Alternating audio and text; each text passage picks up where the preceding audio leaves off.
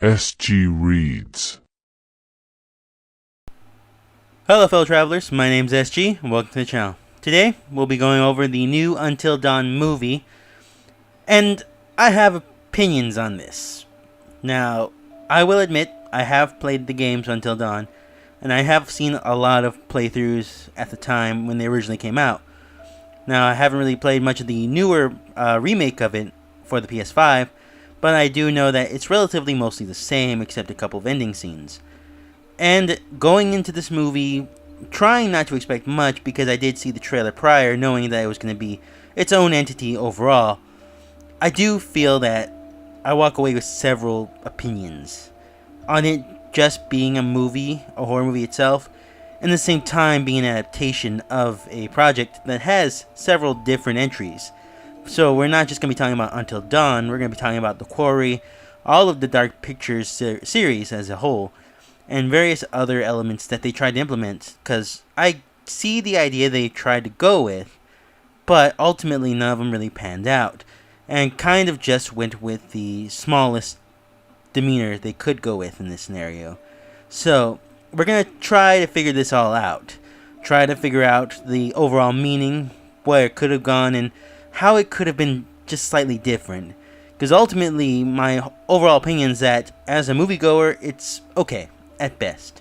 Not good, not terrible, but okay. Something you can watch if nothing else is on TV at the time. As a video game adaptation, it's a good, but definitely not great, I would have to say. Just barely any leagues above okay. So if I had to kind of zone it out in that way, that's where the movie would rank as me as a moviegoer and as me as a fan of the series. But with that being said, let's get started, shall we? But before that, please leave a like, comment, subscribe down below. If there is a newer movie, newer project you want me to take a look at, please leave it down in the comment section. I'd love to hear your opinions. Also, if you have an opinion on the movie, if you loved it, that's fine. Please tell me why down in the comment section. Or if you hate it, that's fine. Please tell me down in the comment section. I'd really like to hear different people's opinions on this matter. Alright, with that being said, let's get started. First off, let's talk about what everybody kind of went to this movie wanting to see. Whether you're an Until Dawn fan or just a movie fan, you went there because you wanted to see the grisly and shocking ways they're going to dispose of people. You know, because they have a life counter, and is very reminiscent of the choice-based systems from the original game series. There is a lot to say about this. It did work in a sense. I do think that there is some tweaks here and there that could have been changed. I do think that making it more of a presence, why it's important and why does it matter, definitely makes it more of a interactive experience, if you will. Like, it matters for half the movie, and then at the end, they just want to get rid of it because they don't want to keep reliving this over again, or trying to come up with different death sequences for the audience to kind of enjoy. And they didn't even really show anything that bad. Sometimes they did hint at it, sometimes they just kind of glossed over it. So for the most part, the most shocking parts happen to be within the first 20 minutes. Now, my issue with it is that they really didn't do anything creative with this. I mean, the only creative things I can think of is that they're figuring out how this whole system works. Just by every death they counter, they learn something new from a previous experience. That in itself is from the video games or from gaming period.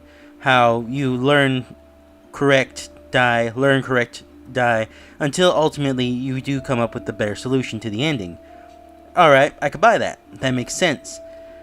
But at the very midpoint of the movie, we don't really know anything about that. We are just told it's already been 11 to 12 deaths. So that in itself takes away, oh, well, we missed it. And then they do kind of try to give it an explanation. We skipped it because we can't really show it every time, by showing that they were recording the phone. And even the people I were with at the time admits that if the movie did this, that if we started at the very last life and we were watching everything through a first-person experiences from the phone and seeing every death that way, it may have been a little more interesting, and ultimately may have been more in line with the idea of a video game, where we're suddenly switching off protagonists because they're holding off the camera, which is us. So, the idea that maybe half the movie could have been just this found footage style camera showing the deaths and witnesses, and even us being part of it, may have been more in line with a video game adaptation for a Perfect Until Dawn series than we could have relied on. But that's neither here nor there. What I'm really trying to get is that we didn't see the growth of these characters. We didn't see the death sequences 11 times each. Now, you don't need to see them each time, but you at least have to show them getting whittled down, their personalities, or just that their morality is just going down. From this, we just kind of figure that they're just getting tired at this point. It doesn't really give us much layout. And like the whole point of this death counter should be that they're learning different elements to help them survive. They're learning how to navigate through this world. And ultimately, the only one that mattered was the very last one. Because we see them going through this just in a couple stages. And they really don't learn anything anyway. So that just makes the whole point kind of moot, if you will. So, if I had to say, the system they tried to make the main point of the movie ultimately seems pointless. And ultimately, while it is a fun gimmick, just like it is in the game, I feel they underutilized it. And ultimately, it was very underwhelming. Not to say it was boring, but just underwhelming. I think it could have done better, but I think if they left it the way it was right now, it's okay overall. Now, another point I've made in other horror movies or other analogs, period, is that the creatures are the most important aspect of any horror movie. Whether they be slashers, demons, ghosts, aliens, they do have to be memorable. They have to have a presence. Now, when we get to this part of the movie, I do feel that, again, this goes back to the first half of the movie being actually really interesting, because we do get the slasher element right away. We do get the paranormal element right away. And then we ultimately do get the witch element right away. But then that's when it dies out. Halfway through, all of a sudden, it's just the same base antagonist. We do just see the Wendigos from the Until Dawn game. We do see the Josh's character make an appearance from Until Dawn as well. And then we get the witch from the quarry making an appearance. And they do make it a note that it is her, mainly because of the schematics for the werewolf on the table in the dining room. So it is for a fact the same character from the quarry. And then we don't really know that she had ghost power, so they kind of just threw that in there. But then we do get the Wendigos ultimately just being the main antagonist, just being the main thing. And of course, I do want to talk about the Doctor, but I do want to make its own segment about him. But for right now, let's talk about, like I said, the creatures. Now, ultimately, what it made it seem was that the people are changing. The main characters are changing into creatures that are something of this world. But ultimately, I feel that that is interesting at the beginning. But then again, they just drop it by saying, oh, they're just turning into Wendigos. They're just turning into these aggressive zombie-like creatures or demons or whatever you want to call them. We're going to stick with Wendigos because that's what the series calls them. So, that kind of takes away, if you ask me, because it would have been more interesting if they were all turning into their own individual slashers. If one was turning into a Wendigo, that's fine. If one was turning into a werewolf, that would have been interesting. If one was turning into the next slasher, which they kind of were hinting at, that would have been good too. So, you're missing a point when each character could have been a representation from one of the Dark Pictures series, and the Dark Pictures being their anthology series. So, they could have gone that route with each character representing a different version of those games. And you see them slowly turning into these creatures would have also been kind of creepy. And ultimately would have represented the ideas of the movie overall. Because there is a main point in this movie. There is. But I do feel that it gets lost in translation. It's kind of spoon-fed to us at the end. And in the end, when you think about it, it doesn't make sense. Again, I'll talk about that more towards the ending, the deeper meaning of the movie. But I do feel that there is something lost with the creatures, that ultimately we just went to a base setting, if you will, for the Wendigo, for the slasher, when it really could have been something interesting and unique, and a love letter to not just horror, but also to the Until Dawn, the Quarry, and Dark Pictures saga. So, while it is a missed opportunity, it's a fine replacement to make them just Wendigo, but ultimately it does feel boring towards the end. Now, one of the biggest turns for the movie that could either turn somebody off from this movie altogether or even just throw the whole story into a tailspin would have to be the presence of Dr. Hill. Now, Dr. Hill is in the games. He's in the Until Dawn game pretty much the whole time. He is the one you have to talk about your fears, wants, and desires. And ultimately, we do find out that he was the one helping Josh, and when he was in the mental institution. And it does kind of fit that he was also in the mental institution for this one with our main character, Clover. So when we talk about Clover, it does seem to fit into that kind of vein. But what doesn't make sense is that we ultimately turn him into the main antagonist. Now, I don't really know where that comes from. Maybe it's because that's just what people have assumed Dr. Hill's character was in the Until Dawn. Was he the one poking Josh? Was he the one setting him out to do this? Was he the one that ultimately broke Josh at the end of the day? And the answer is no. Josh was going to do this either way. This was his form of revenge, and he really didn't even mean to hurt anybody. It was more or less Dr. Hill that was trying to calm him down, trying to make him come to his senses. And I think that would have been a better idea for how they would have placed him in the movie. If they did the exact same thing, where in between deaths, we have Clover having these mental states where she goes back to Dr. Hill's office and is kind of just reliving it or trying to figure out the next pieces of the puzzle, I do think that would have been a better implementation of him. This also shows, and kind of goes along with the main story, while at the same time not making him a main character or even a physical character being there. It does mean that she's at least piecing together the story, piecing together the kind of elements to it all.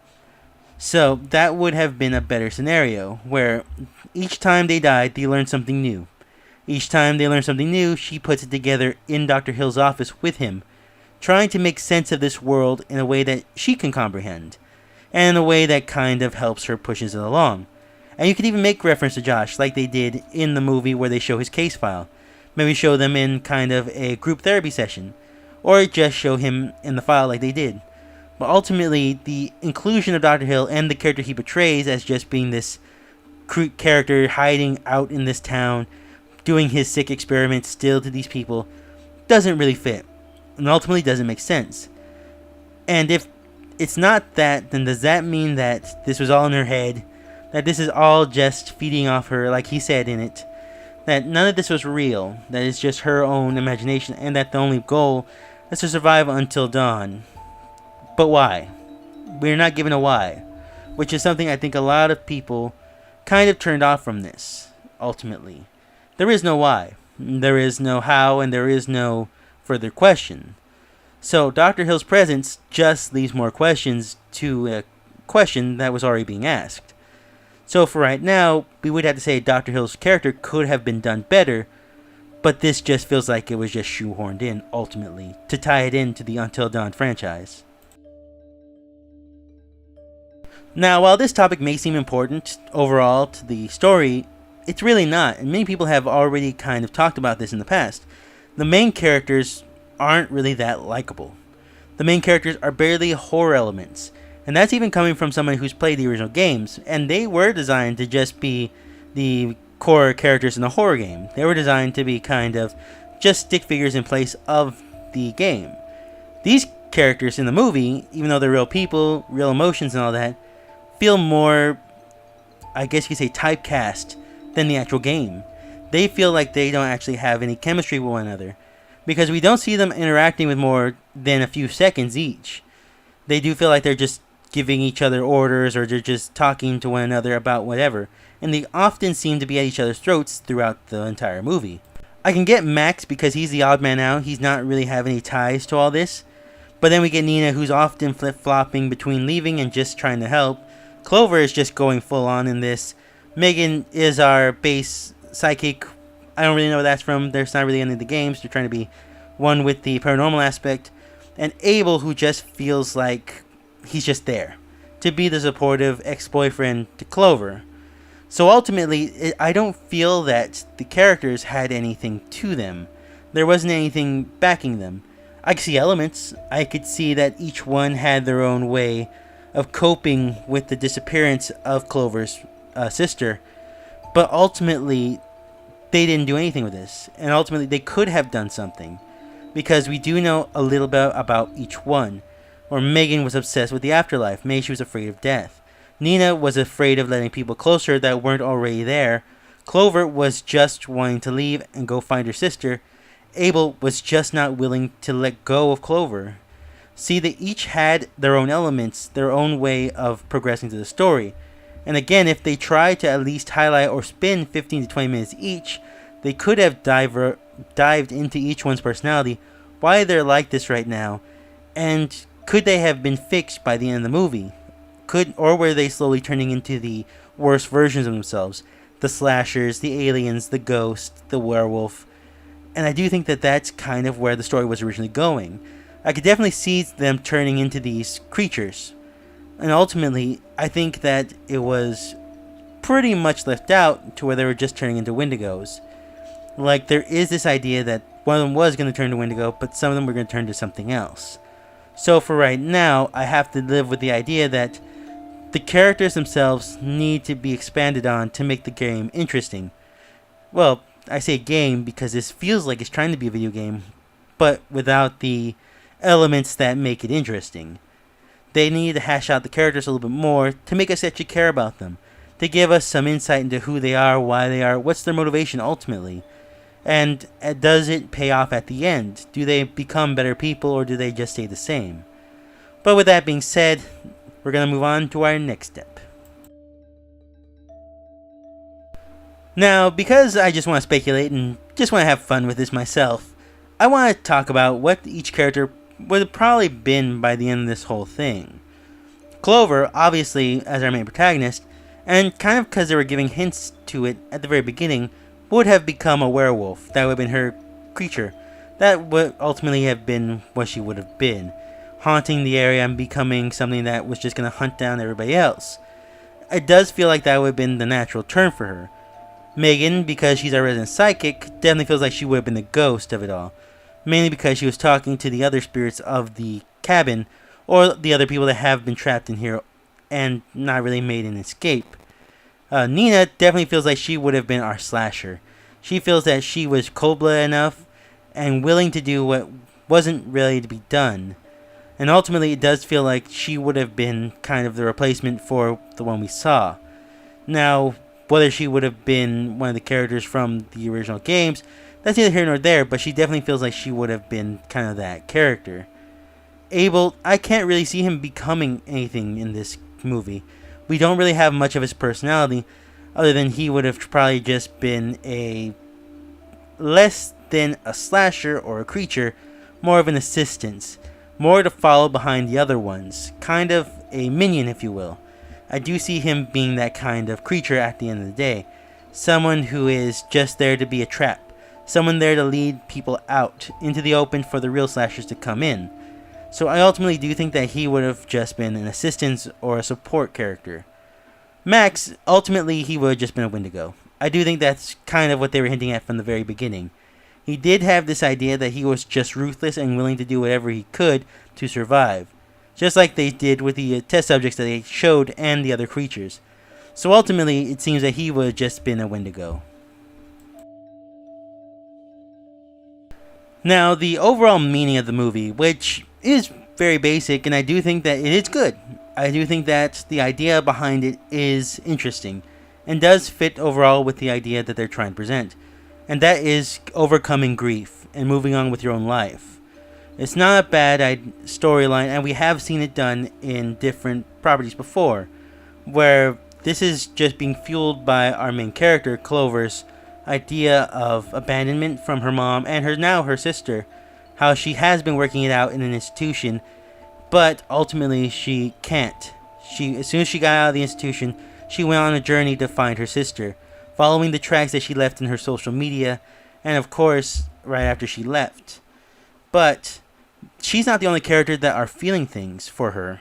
We do know that Nina is the one that has been kind of holding back in her feelings as well.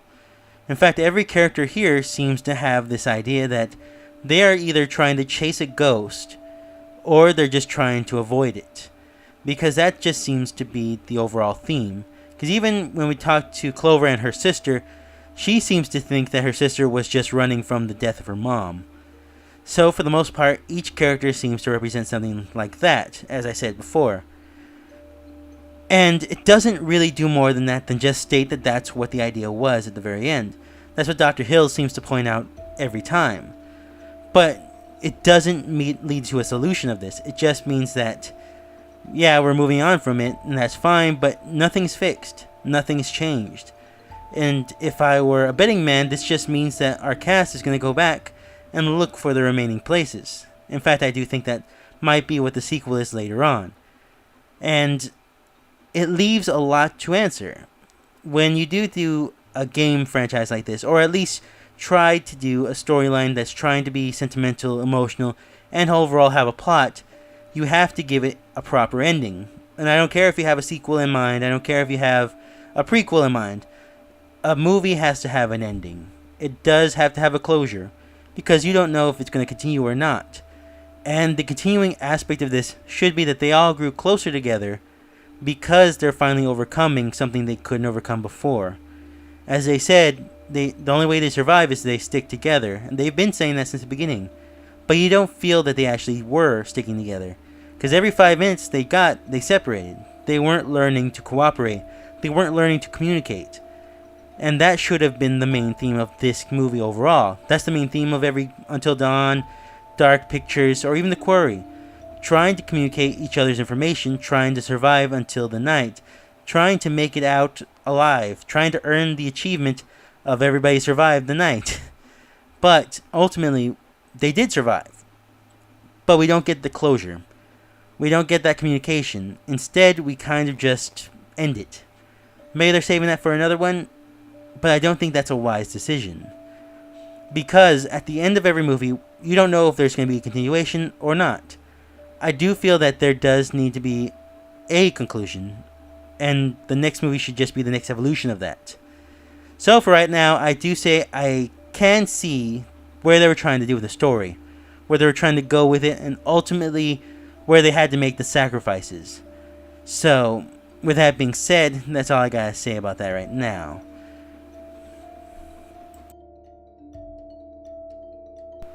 Ultimately, this isn't really an Until Dawn movie. This is a Dark Pictures movie. And in fact, it should have just been called Dark Pictures. Mainly because that's the name of their anthology series, and it does feel like this is leaning more towards that kind of sentiment.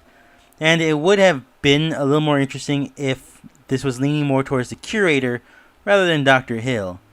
Even saying that maybe Clover was going to be the next Dr. Hill or the next kind of curator. But this is definitely taking that middle ground, trying to be both when at the same time being neither. So, if I did have to pick a side, I would have to say that this should have leaned more towards the Dark Pictures aspect, while at the same time trying to follow the formula of the Until Dawn series, meaning it takes more of a storyline base, allowing it to grow and kind of grow into its own element. In fact, I think that it would have been a better idea to get the characters from different elements of the games, allowing it to grow in its own sense while having a familiar tone to it at the same time. Such as we could have had a Josh character being Clover, as is shown in this, but just showing Josh's tendencies a little bit more. Maybe we would have had a Sam character here and there, because ultimately that's the idea they tried to go with, mixing Sam and Josh together to make Clover. But, like I said before, get the most memorable characters from the games to kind of build the personalities and build the characters that they want to tell in this story. But at the same time, allowing them to have their own kind of personalities. That way, you make it familiar, but at the same time, you make it different. Allowing it to have its own personality, if you will. Because, even though a lot of these characters, like I said before, do kind of represent the basic horror genre tropes, that doesn't mean you have to stick with them having the basic horror movie tropes. There's no room or reason to say you can't not allow them to grow into their own individual characters. In fact, if we took it that route, I think they would have been a little bit more acceptable and a lot more memorable. Now, when we do a video game adaptation, not everything has to be perfect. by no means does it have to be an exact replica of the game. I knew walking into this that it wasn't, and that was fine. I don't think that it has to be step beat by beat the same game, the same kind of series, but I do think that it does have to show respect, and overall, it does have to have its own interesting story. This had a story. This was interesting. It was fun in some parts and nonsensical in others. But what I do think that it lacks, it could make up for in the future. I do think that certain elements I would have left out personally, or at least just changed slightly, and try to really go into the elements that this is a video game movie that we're walking into. Give us that experience, but at the same time, understanding that we are also trying to appeal to people that haven't played the games, but just want to see a good horror movie. And to find that middle ground is hard. To find that middle ground where you're respecting both audiences is not an easy task, but it is possible. For right now, I will leave it at this. If I had to rate the movie as a movie fan, 5 out of 10. If I had to rate it out of a Until Dawn, The Dark Pictures, or the Quarry fans, I'll rate it 6 out of 10. Just slightly above. And that's only because I did enjoy the Easter eggs, I did like the nods, and I do like the ideas that they try to present. I understand where they're going with it, and I do understand the decisions they had to make. But I do feel that these little things here and there, and even the story as a whole, doesn't mesh well and doesn't fit right with me. So, while I can understand liking it, I can say that it's not a perfect movie, let alone a great movie. And with that being said, I hope you guys enjoyed the video. Please leave a like, comment, subscribe down below. I hope you enjoyed this video. If you did like the Until Dawn movie, I am sorry for my point of view, but please leave it down in the comment section. I'd really love to hear other people's opinions on it. If you didn't enjoy the movie, again, just please leave it down in the comment section as well. I'd like to hear, again, from more people's opinions. It's how I kind of learn and try to grow as not just a critic, but as a movie and video game fan. So, with that being said, thanks again for watching. I hope to see you guys next time. Have a great one, and stay safe out there.